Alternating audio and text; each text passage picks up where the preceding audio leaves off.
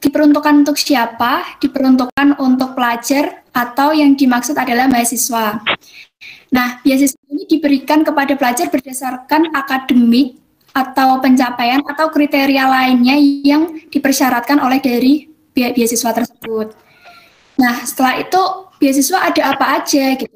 Oke, next. Nah, banyak banget nih yang aku tampilin ini tuh kayaknya masih sekitar 30% dari total beasiswa yang ada gitu. Karena keterbatasan waktu, jadi kita cuman bahas sedikit. Nah, di sini ada beasiswa unggulan, ada beasiswa pembangunan Jaya, Bakti Nusa, PPA, Tanoto, Mizen, terus Pertamina, Jarum. Nah, dari sekian banyak ini, pasti kalian bingung, wah ini gimana milih yang mana gitu kan. Nah, mungkin aku bisa merekomendasikan kepada kalian berdasarkan mungkin keterdekatan waktu dengan kalian. Maksudnya mungkin kan kalian nanti akan jadi maba. Nah, beasiswa apa yang bisa di-apply oleh maba gitu. Karena sebagian besar beasiswa itu biasanya di-apply semester 2 ke atas. Nah, ini aku bisa rekomendasiin yang bisa kalian apply ya. Next. Nah, yang pertama ada beasiswa teladan atau beasiswa Tanoto.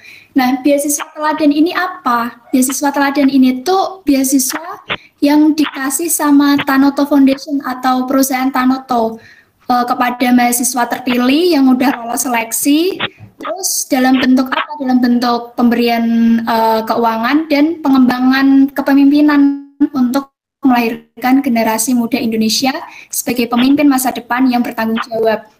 Nah, si beasiswa teladan ini kenapa aku taruh di atas pol? Karena menurut aku ini bisa selain bisa kalian apply di semester awal, ini tuh nggak cuma ngasih kalian insentif dalam bentuk uang atau dalam bentuk biaya pendidikan, tapi ini juga ngasih kalian program pengembangan diri gitu. Kalian dibina untuk menjadi seorang pemimpin yang baik karena di dalamnya itu banyak program-program yang harus kalian ikuti yang bertujuan untuk mengembangkan diri kalian gitu untuk menjadi calon-calon pemimpin masa depan gitu. Nah, di sini juga dia si teladan ini, si Tanoto ini, dia juga memberikan uang saku untuk hidup juga. Jadi nggak cuma bayarin UKT kalian. Nah, UKT itu sejenis SPP kalau di SMA lah ya. Nah, gitu. Nah, terus kalau aku dapat beasiswa teladan ini, nanti aku dapat apa aja nih Kak secara rincinya gitu. Yang pertama, kalian biaya kuliah dibayarkan penuh hingga kalian semester 8. Semester 8 tuh batas biasanya kalian lulus gitu. Jadi dengan kata lain, kalian itu nanti akan dibiayain sampai kalian lulus gitu. Terus yang kedua dapat tunjangan bulanan. Nah, ini kalian nanti dapat uang saku untuk hidup. Untuk besarannya sepertinya berubah-ubah tiap tahun, tapi kurang tahu lah ya, mungkin sekitar 500 atau 600 gitu per bulan. Terus yang ketiga dapat latihan kepemimpinan ya, seperti yang saya ceritakan tadi. Kalian nggak cuma dikasih uang, udah gitu enggak, tapi kalian juga dibina gitu. Karena teman aku ada yang dapat beasiswa ini, dan dia itu setiap bulannya, setiap 1 bulan sekali itu ada kalau nggak salah itu 1 bulan sekali dia ada program karena ini online ya, jadi tatap mukanya lewat Zoom, program yang menghadirkan para pembicara, terus mereka mengikuti program tersebut dan kayak ya namanya dibina lah gitu. Dan kalau offline mereka itu sering jalan-jalan, misal studi ke Bandung dan lain-lain. Jadi ini menurutku beasiswa paling worth it untuk dicoba gitu. Terus biar dapat beasiswa ini syaratnya apa Kak gitu. Yang pertama kalian sudah harus terdaftar sebagai mahasiswa aktif semester 1 di perguruan tinggi mitra. Yang dimaksud dengan perguruan tinggi mitra ini tuh perguruan tinggi yang kalian tempati saat itu punya kerjasama sama Tanoto Foundation.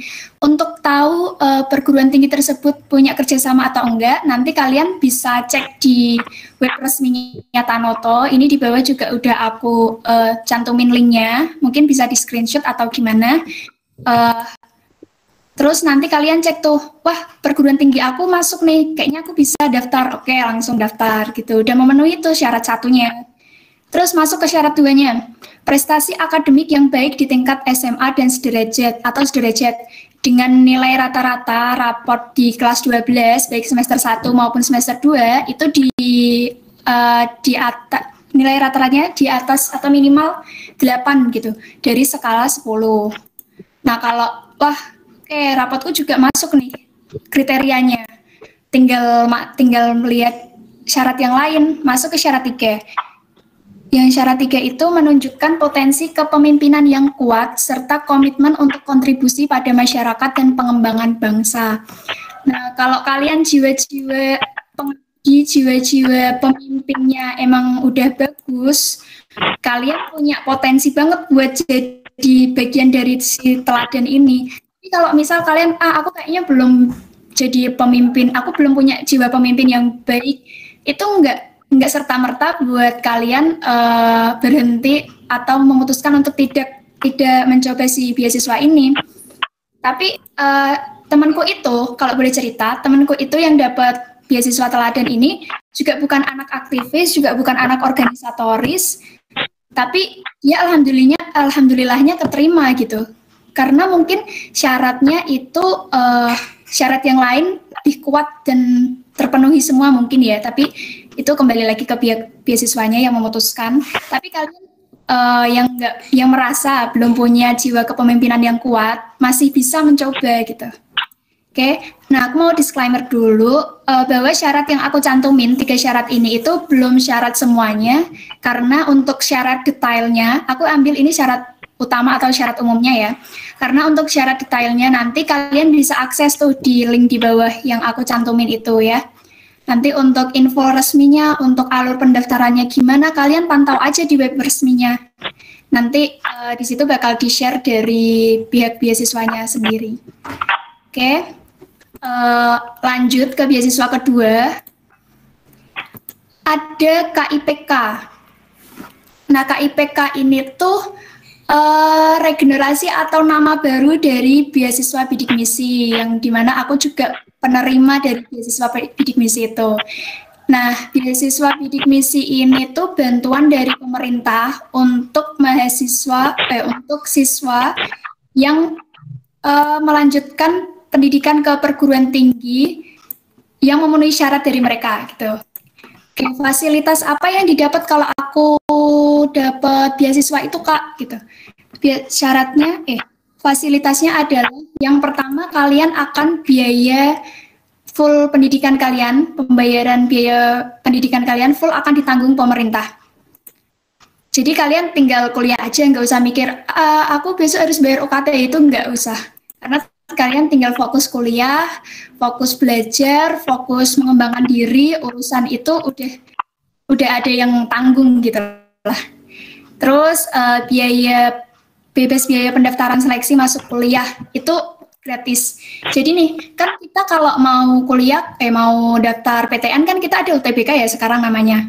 Nah, UTBK itu kan dulu kalau di tahun aku itu bayarnya 200 setiap sesi. Nah, di tahun aku itu ada 2 sesi, jadi harusnya aku bayar 400, tapi karena aku udah terdaftar sebagai calon penerima bidik misi, belum diumumkan sebagai penerima tapi masih calon, itu aja udah bebas biaya pendaftaran. Aku nggak bayar 400.000 itu, aku udah tinggal tes aja. Itu menurutku juga salah satu keuntungan kita gitu, padahal baru calon loh ya, belum diumumin gitu. Terus fasilitas selanjutnya bantuan biaya hidup 700.000 per bulan atau bisa dihitung 20.000 sehari gitu. Bisa buat makan kalian di sana kalau kuliah. Oke, terus masuk. Nah, kalau aku pengen dapat ini, aku harus memenuhi syarat apa, Kak? Yang pertama, kalian harus lulus SMA, SMK, atau sederajat. Nah, insya Allah ini yang di meeting ini nanti lulus semua kan? Amin, semoga. Walaupun mungkin online ya, tapi nggak apa-apa, semoga lulus semua. Terus yang kedua, memiliki KIP atau KKS atau PKH, atau merupakan maksud saya anggota dari panti asuhan atau panti sosial. Nah, kalau punya KIP langsung bisa daftar. Terus yang nggak punya gimana, Kak? Nggak bisa daftar dong, gitu. Pertanyaan kalian mungkin ya. Oke, yang nggak punya nggak berarti kalian nggak bisa daftar. Tapi kalau kalian mau, yang nggak punya, tapi kalau kalian mau daftar, itu kalian bisa ngurus KIP-nya. Gimana caranya? Nanti kalian bisa lihat cara detailnya di link yang aku sertain di bawah ini. Mungkin kalau kalian memenuhi syarat dari Kemdikbud sebagai penerima KIP, misal gaji orang tuanya berapa atau apa-apa, itu nanti bisa dibuatin KIP. Untuk syaratnya, untuk alurnya gimana, nanti lihat aja ya di link di bawah ini. Terus yang kemudian syarat selanjutnya, potensi akademik baik, tetapi memiliki keterbatasan ekonomi. Nah, bagi kalian yang memiliki keterbatasan ekonomi tapi pengen kuliah, sekarang nggak ada alasan lagi buat nggak coba ya, karena dari pemerintah aja udah ngasih fasilitas kayak gini, kenapa kalian harus nggak mau coba gitu. Terus syarat yang selanjutnya adalah lulus seleksi penerimaan mahasiswa baru. Jadi kalian harus udah keterima di PTN atau PTS yang jadi partnernya Kemdikbud gitu.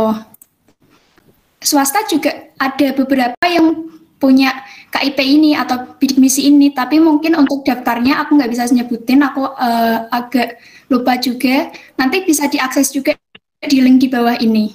Jadi nggak harus negeri juga. Beberapa dari swasta ada yang bidik misi. Oke, mungkin cukup dari KIP, kita lanjut ke beasiswa selanjutnya. Beasiswa selanjutnya itu ada YBM BRI Bright Scholarship. Nah, si YBM ini atau biasanya disebut Bright aja, Bright Scholarship, itu tuh beasiswa yang diberikan kepada mahasiswa yang memenuhi kualifikasi atau syaratnya dari Yayasan Baitul Mal Bank BRI. Nah, kalau fasilitas yang akan didapat apa aja? Fasilitasnya yang pertama itu ada bantuan biaya hidup 500.000 per bulan selama 1 tahun penuh. Nah, terus yang kedua peningkatan soft skill atau kemampuan diri kalian selain belajar, gitu. Selain kemampuan hard skill kalian. Terus yang ketiga menambah relasi karena penerima Bright Scholarship ini lumayan banyak. Aku punya teman aja yang dapat beasiswa ini itu sekitar 5 orang sendiri. Itu dari satu fakultas aja, satu fakultas yang aku kenal ya. Yang aku kenal itu udah 5 sendiri. Nah, itu ada berapa fakultas di Undip, ada berapa jurusan, itu banyak banget. Kalian punya relasi yang luas, nggak cuma di jurusan kalian aja, nggak cuma di fakultas kalian aja gitu. Terus yang keempat, kalian terjun langsung ke pemberdayaan masyarakat. Karena di beasiswa ini tuh juga nyediain program-program yang terjun ke masyarakat. Jadi kalian sebagai penerimanya, kalian nanti akan melaksanakan kegiatan pemberdayaan masyarakat juga gitu.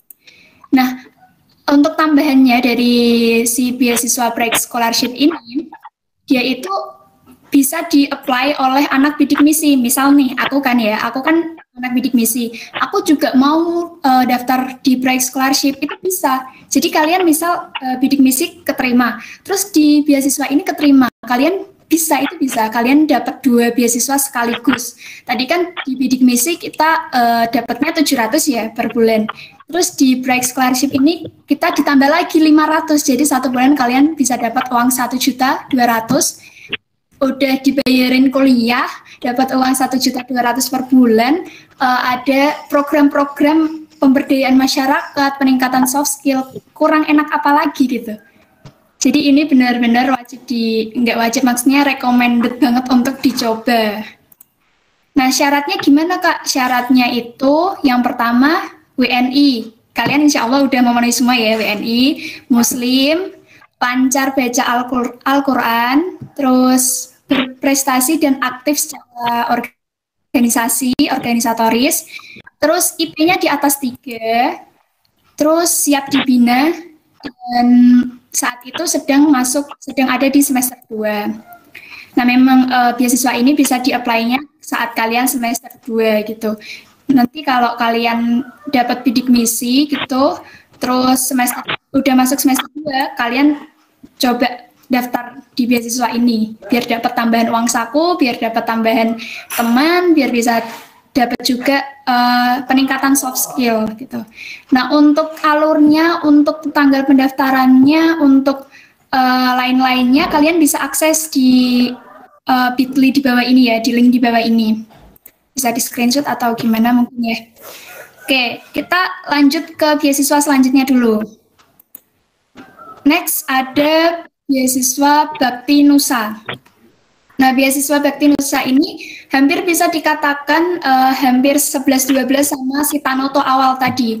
Karena dia juga ada pelatihan kepemimpinannya gitu. Jadi dia memberikan tunjangan secara finansial dan juga memberikan pelatihan atau pembinaan secara karakter gitu kan.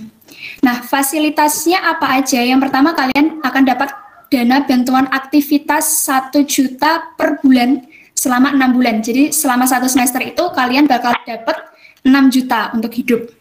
Nah, kemudian yang kedua, kalian bakal dapat program pengembangan kepemimpinan selama 1 tahun. Terus jaringannya nasional maupun internasional. Maksudnya apa? Kalau tadi kan relasi yang YBM itu mungkin masih di dalam lingkup universitas gitu ya. Kalau si Bakti Nusa ini, dia itu jaringannya udah luas banget karena sering ada kayak program pertemuan antar univ, antar apa gitu. Pokoknya luas banget. Kalian bisa bertemu orang baru, bertemu orang yang mungkin dari daerah luar Jawa gitu, bisa banget. Dan kalian bisa bertukar pandangan, belajar hal baru gitu. Karena menurut pengalaman pribadi, jaringan atau relasi ini sangat-sangat dibutuhkan. Kemudian syaratnya gimana Kak untuk dapat beasiswa Bakti Nusa ini? Syaratnya kalian harus seorang aktivis. Untuk kriteria aktivis yang bagaimana mungkin bisa dicek di link di bawah ya. Terus syarat yang kedua, kalian harus semester 4 ya, karena ini harus di-apply di semester 4. Jadi mungkin saat kalian masuk, kalian harus mempersiapkan syarat-syaratnya kayak IPK-nya harus dipertahankan di 3 gitu, untuk bisa dapat si beasiswa Bakti Nusa ini di semester 4. Nah, IPK-nya minimal 3. IPK itu kalau di siswa nilai rapot gitu, nilai rapot. Kalau nilai rapot kan kisarannya 1 sampai 100. Kalau IPK itu maksimalnya 4. Jadi IPK kalian harus minimal 3 ke atas gitu. Oke, yang keempat, kalian tidak sedang menerima beasiswa sejenis. Yang maksud beasiswa sejenis itu gimana? Nah, beasiswa sejenis ini tuh ini kan Bakti Nusa dia memberikan pelatihan kepemimpinan dan uang. Nah, kalian nggak boleh daftar Bakti Nusa kalau kalian sedang menerima Tanoto gitu. Nggak boleh itu. Terus ini link di bawah ini bisa kalian akses kalau kalian kepo si Bakti Nusa ini tuh gimana sih sebenarnya. Kayak kalian bisa akses di link di bawah ini. Okay. Next. Terus dari banyaknya beasiswa tadi, aku harus milih yang gimana? Kayaknya bagus-bagus semua, Kak. Aku bingung. Oke, kita memilih berdasarkan apa? Mungkin aku ini balik lagi ke pribadi, cuman aku mau bantu melalui 3 poin ini ya. Jadi kalian harus milih berdasarkan yang pertama, support yang diberikan oleh beasiswa tersebut. Jadi kalau kalian butuh yang hanya keuangan, mungkin kalian bisa daftar KIPK atau bidik misi gitu. Karena dia hanya memberi keuangan saja, kalian nggak dibina untuk karakter. Kalau kalian pengennya pengembangan diri, oke, bisa apply di Bright Scholarship atau yang lain-lain yang ngasih pengembangan diri, pengembangan karakter, kepemimpinan, dan lain-lain. Terus aku mau dua-duanya, Kak. Aku pengen dapat uang karena mungkin aku juga kesulitan untuk biaya pendidikan, dan aku juga pengen jadi calon pemimpin yang punya karakter yang baik dan kepemimpinan yang baik gitu. Kayak kalian juga bisa, itu juga nggak mustahil. Kan aku udah jelasin di awal tadi, misal Tanoto, terus Bakti Nusa itu nyediain untuk pelatihan kepemimpinan. Dan enggak cuman 2 itu ya, karena masih banyak lagi beasiswa-beasiswa lain yang juga nyediain kepemimpinan gitu. Nanti kalian bisa rajin-rajin lah cari info-info di Google, banyak banget kok. Terus poin yang kedua itu ada kecocokan profil diri dan kriteria. Jadi kan tadi kan setiap beasiswa ada syaratnya ya, ada syaratnya. Jadi kalau kalian cocok sama atau memenuhi kualifikasi atau syaratnya, kalian bisa pilih beasiswa tersebut gitu. Misal dari kriteria akademiknya, dari IPK-nya mungkin, IPK tadi di syaratnya minimal 3 Kak. Oke, IPK kalian misal 3,01, itu pun udah di atas 3 gitu. Jadi kalian udah memenuhi syarat, kenapa enggak dicoba? Jadi kalian bisa daftar. Terus angkatan penerima. Tadi kan ada itu kan kayak syarat minimal atau pendaftar merupakan semester 2 gitu. Nah, kalian juga ada di semester 2. Jadi kalian udah memenuhi syaratnya. Kalian bisa tuh apply beasiswa itu. Terus kriteria selanjutnya itu soft skill-nya. Misal si beasiswa X ini dia mensyaratkan kalau kalian udah harus punya pengalaman kepemimpinan, atau misal kalian, oh aku dulu ketua OSIS gitu misalnya. Oh aku dulu pernah menjabat sebagai ketua apa gitu. Kalian udah memenuhi kualifikasinya, kalian bisa daftar. Atau beasiswa X itu mensyaratkan kalian harus punya pengalaman riset gitu.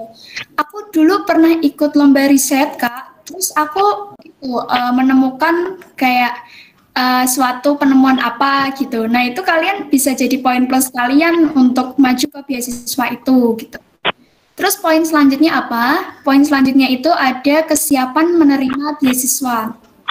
Nah kalau kalian itu sudah memutuskan untuk mendaftar suatu beasiswa, kalian udah harus tahu resiko apa yang kedepannya kalau misal aku keterima di beasiswa tersebut. Nah, dan itu beasiswa ada tuntutan program, misalkan tadi si Tanoto sama si Baktinusa. Dia itu punya program-program untuk mengembangkan diri. Jadi kayak pelatihan kepemimpinan, misal mendatangkan pembicara atau misal mempush kalian atau mendorong kalian untuk bisa public speaking atau untuk bisa turun ke masyarakat. Itu kan tuntutan program dari mereka. Kalian harus udah siap dengan tuntutan itu, siap berkomitmen untuk mengikuti programnya. Kalau kalian siap, berarti kalian bisa untuk apply di beasiswa tersebut. Kemudian tuntutan non-program. Ini contohnya misal dari beasiswa tersebut, misal aku ambil contoh itu bidik misi ya. Bidik misi itu dipersyaratkan setiap semesternya IP kalian atau IPK kalian itu minimal 3. Minimal 3 untuk Soshum, minimal 2,75 untuk Saintek. Nah, kalian itu harus siap untuk mempertahankan itu sampai kalian lulus. IP kalian nggak boleh di bawah itu gitu. Dan nggak usah takut, karena menurut aku IP 3 itu kayak udah banyak banget gitu. Misal kalau dicocokologi dengan nilai rapot SMA itu mungkin 3 sekitar 75 atau 70-an gitu. Jadi nggak terlalu tinggi banget itu. Oke, kita ini kriteria atau poin-poin yang harus kalian pertimbangkan sebelum memilih beasiswa apa yang ingin kalian apply. Kita masuk ke slide selanjutnya. Nah, untuk timeline-nya sendiri, dari setiap beasiswa itu beda-beda. Jadi mungkin nanti kalian bisa akses di link-link web resminya beasiswanya. Nah, tapi aku mengeneralkan atau memberikan gambaran secara umum untuk timeline pendaftarannya ya. Jadi kalian harus punya apa? Pertama, kalian harus punya niat. Aku punya kekurangan dalam hal finansial, tapi aku pengen kuliah. Kalian harus punya minat, oke, ini aku barusan tadi udah ikut motivation class dan aku tahu ada beasiswa ini. Kayaknya aku bisa deh coba. Kayak kalian udah punya niat tuh. Udah punya semangat, lanjut ke tahap selanjutnya, kalian pilih beasiswa. Berdasarkan apa? Berdasarkan yang 3 poin tadi yang udah aku sampaikan, atau mungkin berdasarkan pertimbangan kalian lainnya itu juga bisa. Oke, aku pilih beasiswa X. Kita masuk selanjutnya, seleksi berkas. Jadi, sebelum seleksi berkas, kalian harus rajin-rajin cek web resminya, kapan bukanya, kapan seleksinya dimulai gitu. Oke, biasanya seleksi awal atau tahap 1 itu adalah seleksi berkas. Seleksi kalian mengumpulkan data-data yang diperlukan gitu. Nanti dari pihak beasiswanya itu tuh memberi kayak list kalian harus mengumpulkan apa aja, misal 1 CV, 2 KK, 3 KHS tuh kayak rapot gitu, kayaknya biasanya itu. Nanti kalian harus mengumpulkan mengumpulkan berkas-berkas itu. Kalau online gini biasanya dikirim melalui email gitu. Nah, untuk berhasil atau untuk survive di seleksi berkas ini, syaratnya kalian itu harus teliti, kalian harus sering-sering cek kelengkapan berkasnya. Jadi berkasnya harus sudah lengkap, harus sudah memenuhi format yang diberikan dari si pihak beasiswanya gitu. Jadi kalian sering-sering cek aja. Oke, kalau tahap 1 lolos atau seleksi berkas lolos, selanjutnya biasanya ada seleksi wawancara. Jadi setelah pengumuman nama A, B, C lolos seleksi berkas, selanjutnya nama A, B, C itu masuk ke seleksi wawancara. Nah, diwawancarai, biasanya yang mewawancarai itu dari pihak beasiswanya sendiri, mewawancarai calon penerimanya. Untuk pertanyaannya mungkin tiap beasiswa beda-beda. Setelah kalian melakukan wawancara dan dinyatakan lolos juga, kalian masuk ke seleksi lain. Ini seleksi lain itu bersifat konsidental, enggak selalu ada gitu, enggak selalu ada, karena kadang setelah wawancara dinyatakan lolos ya udah. Kalau sekarang kalau ada beberapa beasiswa yang setelah wawancara itu masih ada seleksi, itu juga ada, dan seleksinya itu digantungkan atau bergantung pada pihaknya beasiswa, jadi nggak sama antar beasiswa itu. Oke, kalau kalian setelah seleksi lain ini lolos, kalian bisa langsung dinyatakan sebagai penerima. Selamat, kalian mendapatkan beasiswa X, terus tinggal verifikasi dan lain-lain, tinggal kalian menerima uangnya, tinggal kalian menerima program-programnya, dan tinggal kalian ikutin gitu. Nah, selama serangkaian seleksi ini, yang ada dari awal sampai akhir itu dan jangan putus adalah doa, karena nggak dapat dipungkiri penerima atau pendaftar dari setiap beasiswa itu kan banyak ya, nggak kalian seorang, itu banyak, dan yang daftar dengan syarat memenuhi semua syaratnya juga nggak kalian sendiri gitu.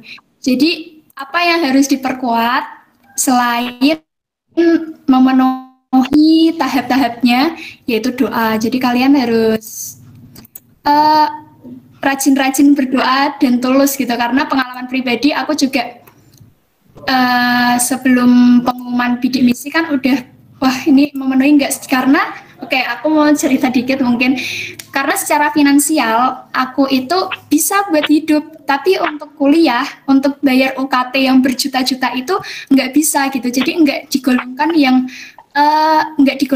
nggak punya banget, itu enggak. Tapi kalau untuk biayain kuliah yang segitu itu nggak bisa. Mungkin dari kalian kebanyakan kayak gitu kan. Buat hidup itu bisa sebenarnya gitu. Tapi kadang kan beasiswa bidik misi itu yang rumahnya jelek banget, yang nggak bisa makan atau naiknya sepeda gitu kan. Kadang aku kalau yang pas-pasan gini yang bisa buat hidup tapi nggak bisa buat kuliah, nanti gimana kalau nggak dapat. Nah itu diperkuat tuh di doanya gitu. Oke, lanjut slide selanjutnya. Selain di atas tadi, ada beberapa hal yang harus kalian perhatikan saat meng-apply atau mendaftar suatu beasiswa. Yang pertama, aku ingetin lagi, berkas harus lengkap. Misal CV-nya, transkrip atau KHS-nya, misal suruh buat isai harus dibuat, dan lain-lain. Karena ini kan tahap 1 ya, berkas itu kan tahap 1. Kalau kalian udah nggak lolos atau udah gagal di berkas, nanti untuk tahap selanjutnya kan kalian nggak bisa mencobanya lagi gitu. Jadi ini harus diperhatikan, kalian harus sering-sering cek kelengkapannya, sering-sering cek format yang diberikan udah sesuai atau belum gitu. Oke, untuk yang perlu diperhatikan selanjutnya adalah wawancara. Wawancaranya harus mantap. Mantap tuh dalam hal gimana, Kak? Gitu. Yang pertama, kalian harus cari tahu kriteria beasiswanya sendiri itu seperti apa. Masa kalian mau melamar sesuatu tapi kalian nggak kenal itu apa? Gitu kan nggak bisa ya. Jadi kalian mau melamar beasiswa X, tapi kalian nggak kenal beasiswa itu nantinya bakal gimana, nantinya bakal ada program apa, nantinya bakal output atau hasil yang diinginkan oleh pihak beasiswa itu seperti apa, kalian nggak tahu. Itu kan menjadi poin minus kalian sendiri. Nanti mungkin si pewawancara itu akan mungkin banget untuk menanyai kalian seputar pemahaman kalian untuk beasiswa itu, gitu. Jadi kalian harus udah kenal dulu, udah akrab dulu, gitu. Terus poin selanjutnya ada jadi diri sendiri. Jadi diri sendiri di sini tuh kalian harus jujur, jangan mengada-ada, jangan mentiadakan apa yang ada, dan jangan mengadakan apa yang tiada gitu. Karena secara kelihatannya mungkin kalian, aku tadi bohongin si pewawancara. Padahal si pewawancara itu bisa mendeteksi kebohongan kalian gitu. Jadi kalian sebisanya jujur saat wawancara, saat berkas. Misal di berkas motor kalian ada 2, tapi kalian tulis 1 gitu kan. Kayak nanti berat di selanjutnya gitu. Oke, selanjutnya ada kuasai berkas. Berkas yang harus kalian kumpulkan itu harus kalian kuasai. Misal di berkas itu ada suruh buat isai, terus isainya kalian suruh buatin temen gitu, atau suruh buatin saudara, kalian nggak baca, terus kalian tinggal kumpulin, terus waktu diwawancara coba sebutin atau coba ceritakan isi dari esai kalian. Wah itu kan kayak wah ini gimana, aku nggak bisa nyeritain gitu. Padahal itu harusnya esai milik kalian, tapi kalian nggak bisa menggambarkan isinya apa, itu udah langsung poin minus gitu. Oke, selanjutnya konsisten dari awal ini niat kalian harus konsisten, karena niat itu sangat kelihatan waktu wawancara ya, itu sangat kelihatan. Niat kalian harus konsisten, fakta-fakta diri kalian harus konsisten, balik lagi ke tadi jujur, oke? Dan terakhir ada percaya diri aja dulu, percaya diri kalau kalian bakal lolos di tahap itu, percaya diri aja dulu. Kalau aku dulu gitu ya. Terus selanjutnya ada yang perlu diperhatikan selanjutnya adalah siapkan tahap selanjutnya. Nah tadi kan ada beberapa tahap ya untuk mendaftar. Nah misal kamu di tahap wawancara, kamu hanya fokus, benar-benar fokus di wawancara, nggak tahu tahap selanjutnya ada apa. Nah kalau kalian dinyatakan lolos di tahap wawancara, terus tiba-tiba ada tahap selanjutnya yang jaraknya berdekatan, kalian nggak bisa nyiapin tuh.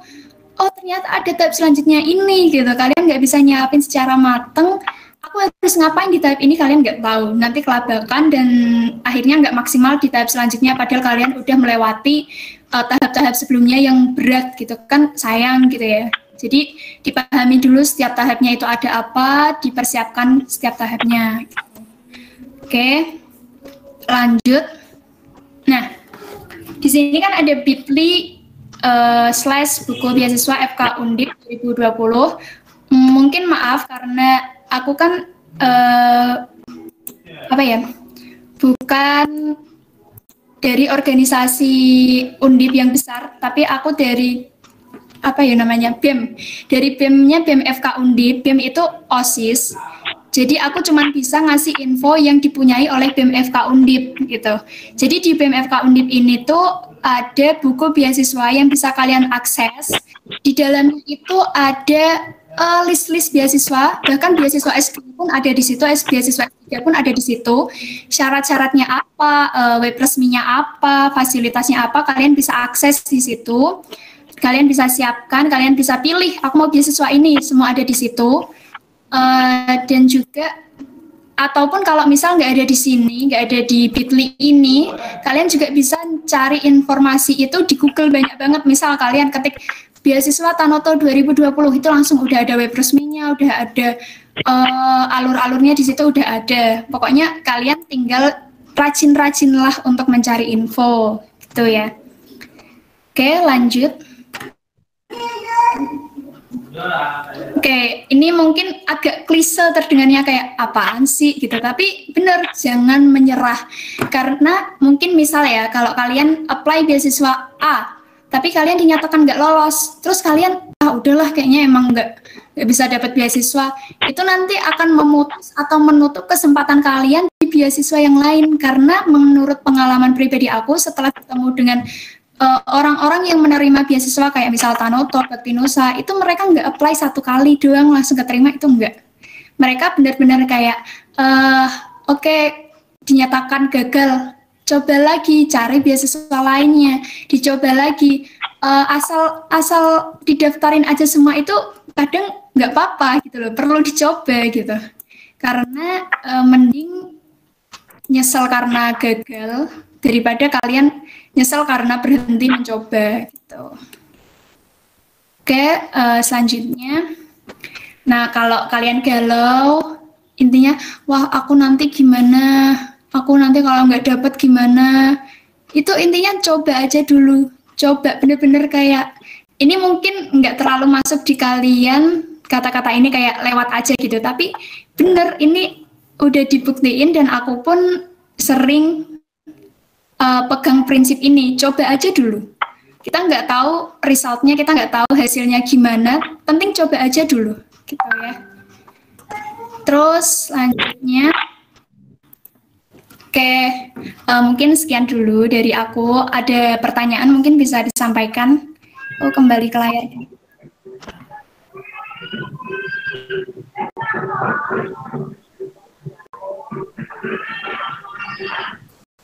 Oke, makasih banget ya Dek Indah atas penjelasannya.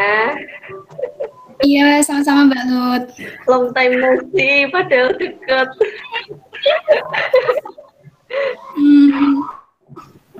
Selanjutnya, kalau teman-teman ada yang mau tanya, boleh silakan di on cam sama di open mic-nya. Atau kalau yang mau malu on cam bisa chat deh, boleh nggak apa-apa, nanti aku bacain. Ya, sambil nunggu kalau ada teman-teman yang mau tanya, aku mau jadi teman-teman, syarat untuk kuliah dengan beasiswa itu gampang. Sebenarnya tuh syaratnya kita harus masuk ke perguruan tingginya dulu, ya nggak Dek? Iya, benar. Kalau boleh ngasih saran nih, fokusnya teman-teman itu bukan lagi ke mau beasiswa apa, gimana caranya dan lain-lain. Itu tuh nomor 2. Nomor 1-nya tuh bagaimana cara untuk teman-teman bisa masuk ke perguruan tinggi yang teman-teman tuju gitu. Jadi mau beasiswanya itu sebagus apapun, se-recommended apapun, tapi kalau teman-teman belum bisa masuk ke perguruan tingginya, nggak bakal dapat gitu.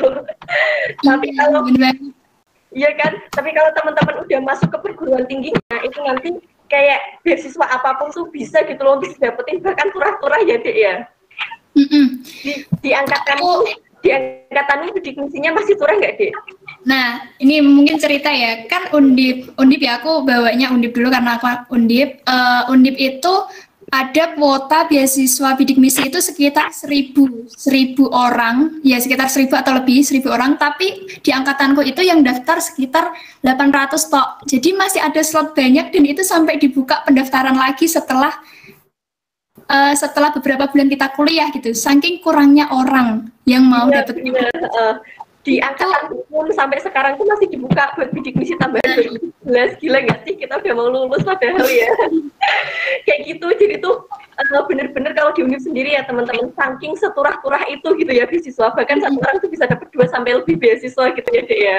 Karena tuh bener-bener sebanyak itu dan bantuan itu akan selalu ada gitu. Bahkan kalau di luar beasiswa yang seformal itu, kalau kita boleh cerita itu di Univ itu selalu ada beasiswa yang memang dikumpulkan dari Bangkesmanya ya Dek ya. Nanti ada. Biasanya dibagiin kan?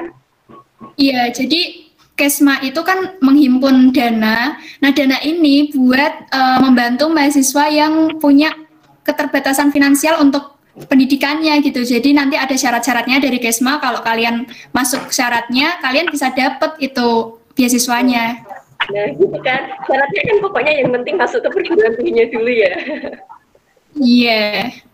Nah, terus perlu diketahui juga kalau misal teman-teman di sini pengen tertujunya ke FK, kayak aku sama Dek Indah, kita sama-sama dari FK, walaupun bukan anak kedokteran. Itu di FK itu memang tidak memperbolehkan beasiswa jarum masuk, iya kan Dek? Kalau iya, sebenarnya jarum agak sulit kalau ke FK. Iya, karena FK anti produk rokok. Gitu. Tapi aku mau ngasih satu tambahan lagi list beasiswa yang bisa didapetin oleh beasiswa FK. Itu namanya beasiswa Ashifa. Ini di Indah boleh coba juga, aku udah coba. Ini biaya hidupnya tuh 700.000 per bulan, tapi kalau untuk yang udah penerima bidik misi itu cuma 400.000 per bulan. Nah, ini tuh beasiswa yang dikasih secara cuma-cuma gitu loh. Jadi daftarnya tuh bener-bener tanpa syarat, ya daftar doang, isi Bitly doang gitu. Terus udah selesai dapet deh. Itu beasiswanya dari ini sih. Jadi dosen-dosen FK itu kebanyakan uang gitu. Coba deh, kamu Emang coba. ya. Aku baru tahu loh, Mbak, baru denger ini. Iya, Yang Ashifa ini. Dan kadang itu memang gini teman-teman, ada beasiswa yang tidak memperbolehkan kita untuk dapat double beasiswa. Jadi misal udah dapat Bakti-Nusa, itu nggak bisa dapat beasiswa bidik misi misalnya.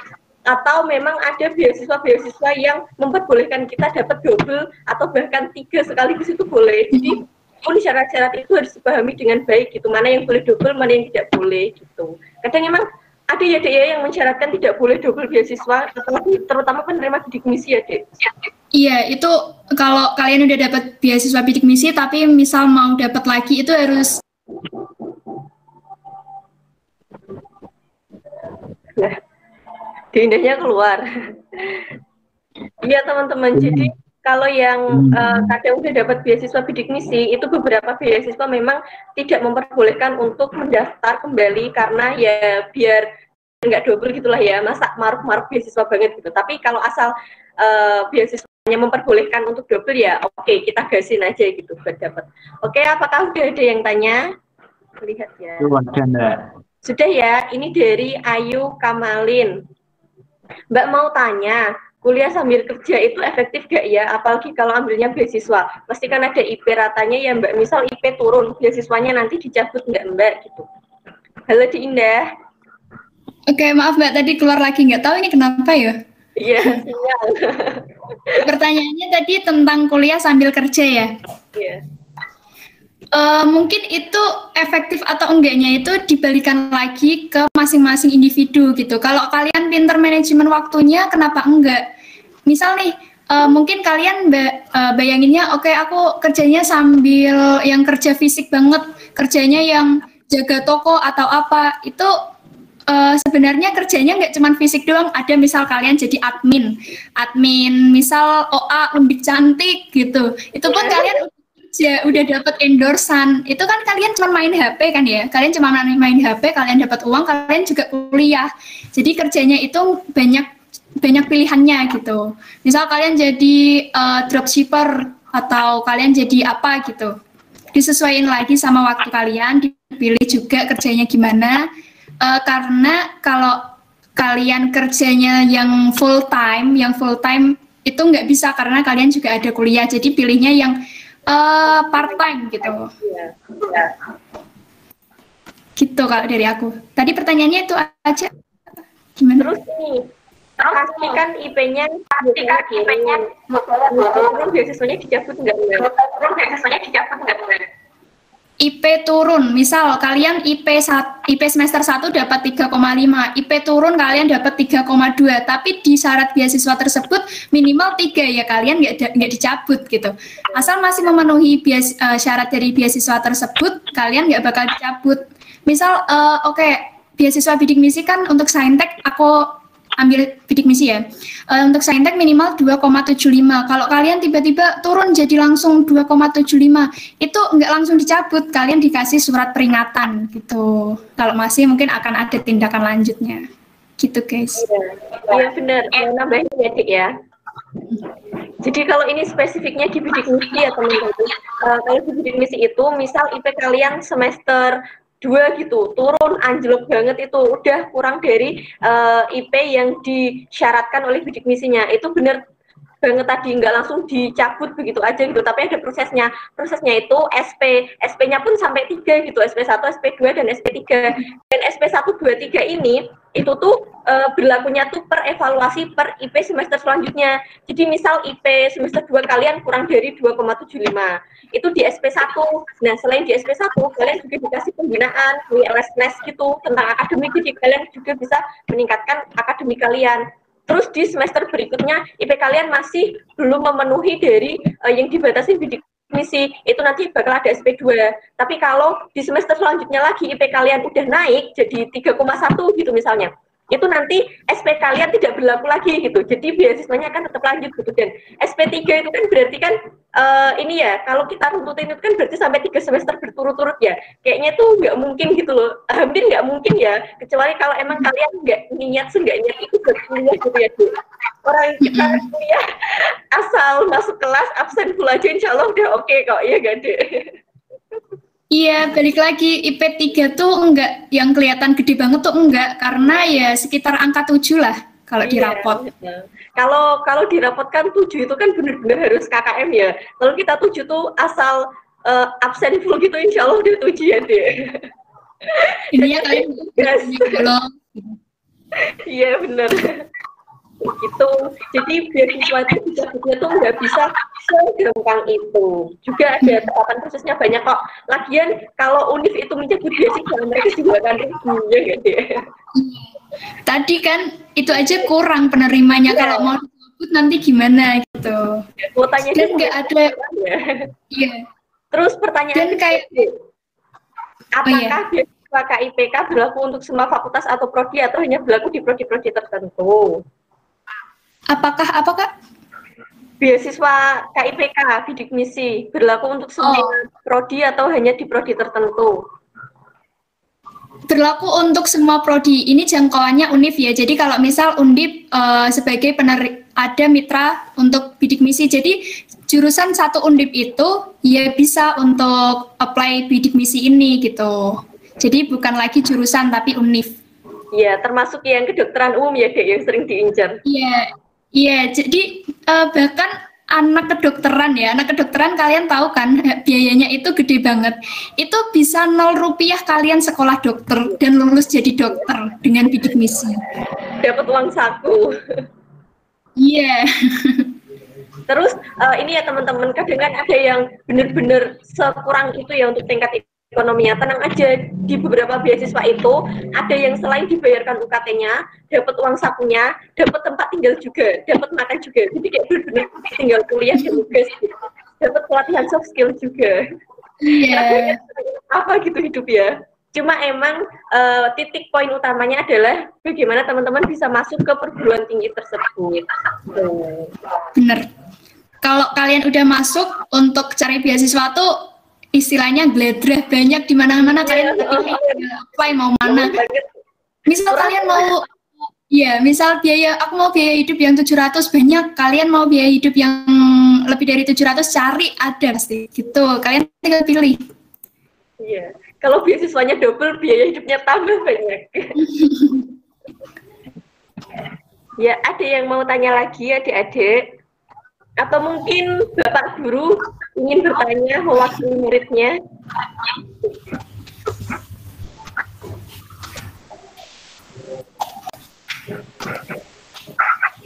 Ya, gimana?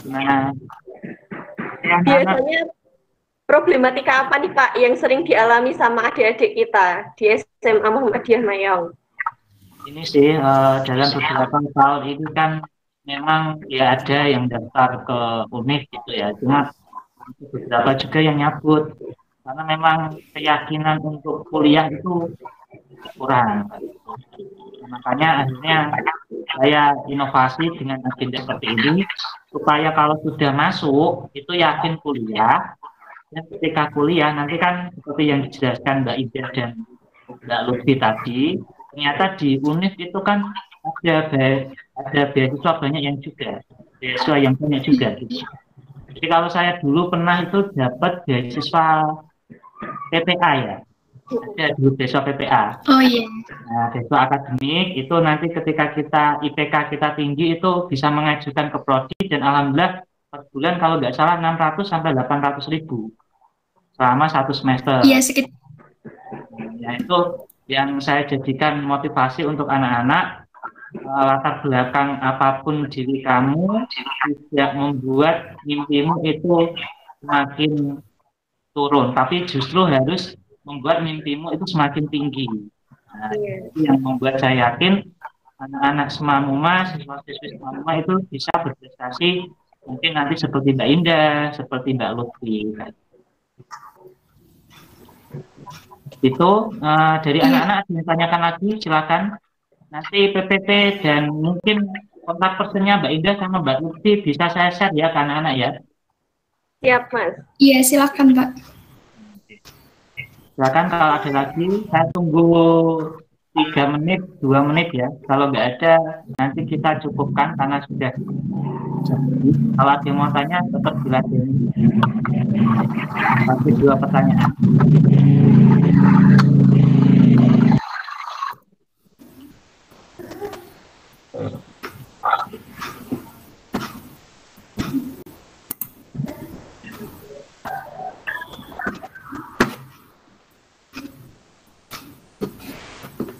Mas Rifki biasanya tanya terus, Mas Afif, Mbak Ayu, satu-satu, Mbak Friska, Karina, Mbak Ida, yang ini kata-kata yang kelas 3 ini ya, Mbak Ayu sudah tadi, Mbak Andrea ini. Iya. Ayo, mumpung ada Mbak Desna BMFK. Ya apa-apa. Ini di mute, kameranya nggak aktif, jangan-jangan tidur. Nggak pada merhatiin, Mbak. Oh, siap. Semoga.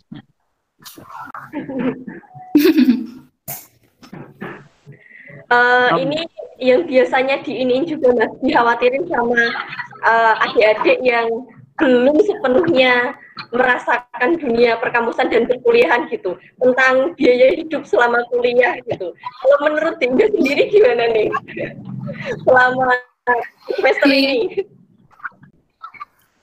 Biaya hidup tuh asal kalian makannya nggak pilih-pilih yang mahal, kalian bisa hidup. Bisa hidup. Pecel lele ya, Dek? Kalian misal nih pecel lele isinya lele 2 cuma 8.000, lele 2 loh ya. Itu contoh realitanya emang seperti itu, kalian bisa hidup. Terus misal kalau kalian pas bulan puasa kalian nggak perlu ngeluarin uang sepeser pun, kalian tinggal ke masjid, banyak banget yang bagi-bagi makanan. Intinya kalian nggak usah khawatirin kalian nggak bisa makan di sana, banyak banget. Iya bener, masjid perumahan makanannya enak. Bisa pilih mau yang mana gitu. Ini kalau bicara dunia kampus kok saya malah ingetan dulu juga ya. Gimana Mas?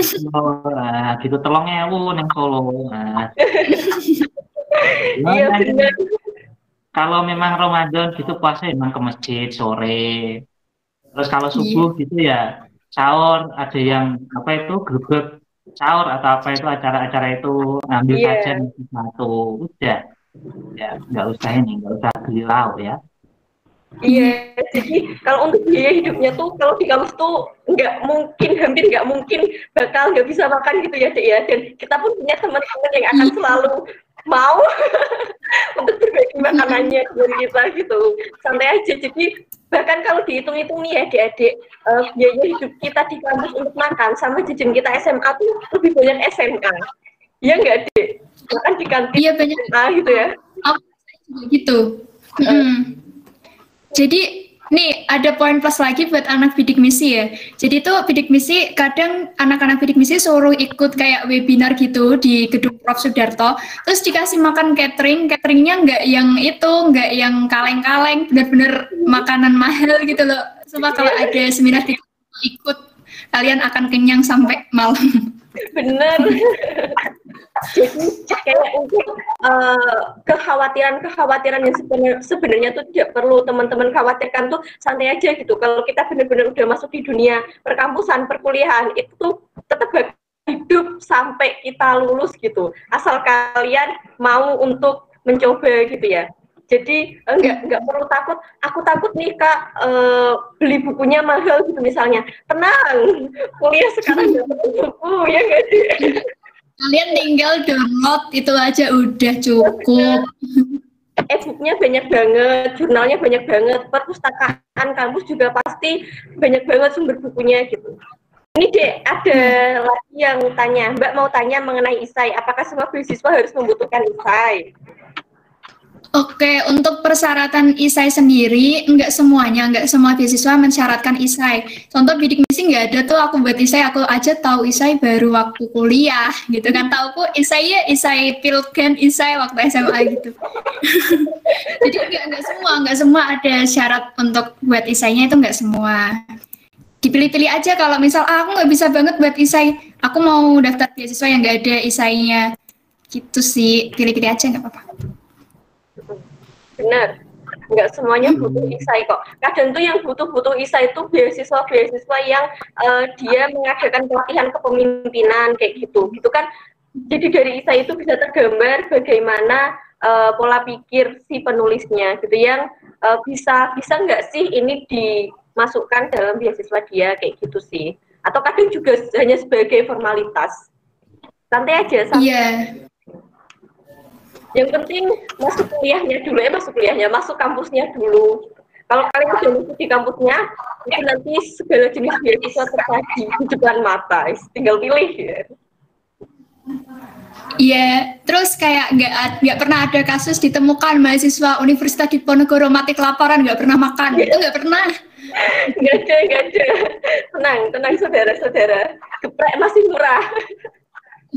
Dan di kuliah itu kan itu ya, kita sama-sama anak perantauan ya sama teman-teman, jadi itu kayak mau minta tolong atau berbagi makanan atau apa itu udah lumrah banget gitu. Jadi nggak pernah kelaparan. Aku pun sering minta jajan temanku kalau di kelas atau apa gitu. Terutama anak asli Semarang itu biasanya kayak bawa makanan banyak untuk anak-anak perantauan. Kangen ngampus banget. Ayo adik-adik, apakah ada yang ingin bertanya lagi? Ini kita tidak membagikan WhatsApp kakak pemateri cantik ya, jadi tidak bisa dihubungi nanti. Tanyanya di sini aja. Beasiswa dari pemerintah atau hanya KIPK saja? Dari Kemdikbud ya berarti ya. Dari Kemdikbud itu selain KIPK ada beasiswa unggulan. Beasiswa unggulan hampir beberapa 1 bulan yang lalu. Ya, ini Mbak Indahnya keluar dari rapat ya. Aku coba jelasin ya. Jadi ada beasiswa unggulan selain dari KIPK, dari pemerintah itu ada yang namanya beasiswa unggulan.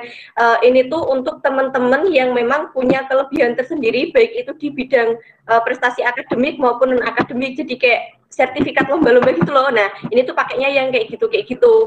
Kalau yang KIPK kan enggak mewajibkan yang kayak sertifikat lomba dan prestasi itu ya. Nah, kalau yang unggulan mewajibkan adanya itu gitu. Terus selain itu biasanya tuh per pemerintah daerah, jadi kayak pemerintah Jepara atau pemerintah Kudus atau pemerintah Semarang, itu mereka punya juga beasiswa pemerintah daerahnya. Biasanya tuh dikasihkan kepada mereka yang memang mau menyodorkan proposal kepada pemerintah daerah. Ini teman-teman kelasku banyak banget yang mendapatkan beasiswa dari pemerintah daerahnya masing-masing gitu. Jadi ternyata tuh ada gitu loh, dan itu tidak terekspos gitu ya. Entah kenapa ya. Ini di teman-teman Jepara boleh banget dicoba. Ternyata tuh ada beasiswa pemerintah daerah. Bisa diminta. Memang kalau dari pemerintah cenderung lebih sedikit sih.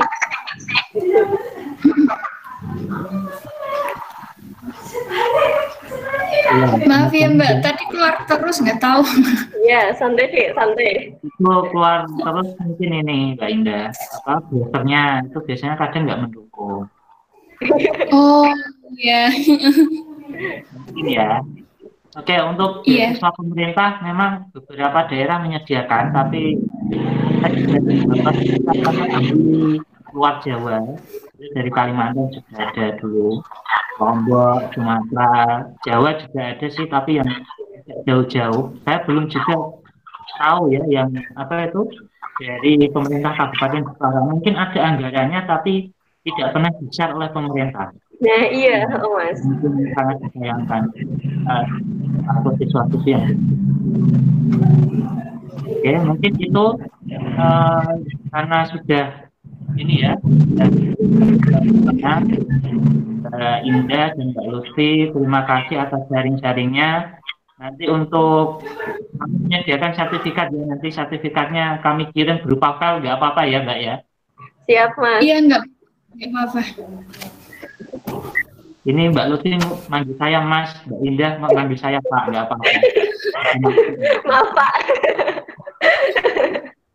Ya, Cik Lutfi ini dulu kalau siswa-siswi tahu Cik Lutfi ini merupakan alumni tahun 2017 ya Mbak Lutfi ya? Iya, betul. 2017 berarti masuknya 2014. Saya keluar, Mbak Lutfi masuk. Iya, benar. Jadi kita tuh satu alma mater dari MTS tapi nggak pernah ketemu ya, Pak? Nggak pernah ketemu, tapi dulu sering komunikasi juga. Waktu saya beasiswa kader, Mbak Lutfi alhamdulillahnya beasiswa bidik misi. Pertama kali dulu saya beasiswa kader, terus Mbak Lutfi kedua kalau nggak salah Mbak Satimah ya. Iya. Nah, nanti mungkin ke depan motivasi kelas akan hadir lagi, tapi nanti tunggu pembicara dan temanya apa.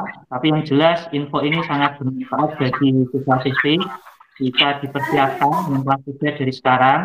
Kelas 11 nilainya juga dipersiapkan, apalagi yang kelas 10 yang ikut itu juga dipersiapkan dari sekarang ya, nilai-nilainya supaya nanti tidak kelabakan ketika mau masuk ke perguruan tinggi.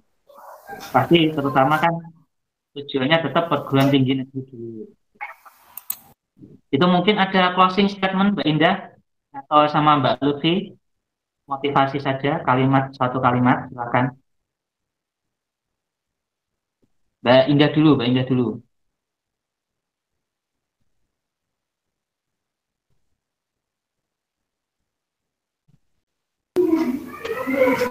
Oke, untuk closing statement ya, mungkin di era ini kita bergelutnya sama kesempatan untuk masuk pabrik dengan kuliah itu versus gitu. Tapi kembali lagi, di mana ilmu itu akan laten, dan kalau pabrik kalian akan hanya jadi buruh dan akan terus seperti itu. Ketika kalian mengemban ilmu, suatu ilmu itu akan laten selamanya di diri kalian. Jadi kalian masih muda, masih banyak kesempatan, bisa dibilang kalian masih belum punya tanggungan karena belum menikah gitu. Jadi maksimalin apa yang bisa kalian lakukan, apa yang bisa kalian capai di usia segini, karena waktu akan terus berjalan dan kalian akan bertambah usia gitu. Jadi perlu dicoba untuk kalian yang punya sedikit niat untuk kuliah itu ditambah lagi niatnya agar bisa masuk kuliah beneran. Dan nggak usah khawatir untuk biaya dan lain-lainnya gitu kalau dari aku ya. Mungkin dari aku cukup sekian. Oke, Mbak Lutfi.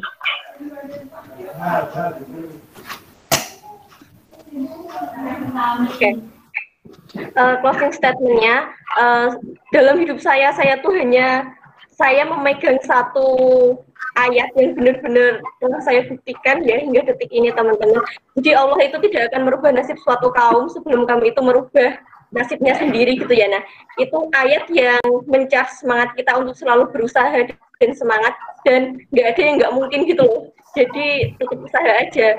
Benar katanya Mbak Indah tadi, lebih baik menyesal karena gagal daripada menyesal karena tidak mencoba. Terima kasih.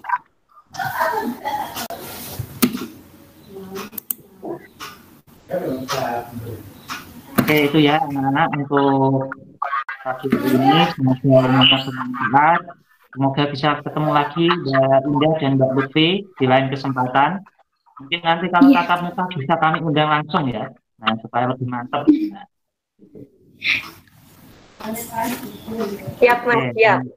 Terima kasih. Saya akhiri untuk pertemuan pagi hari ini. Apabila saya mohon maaf.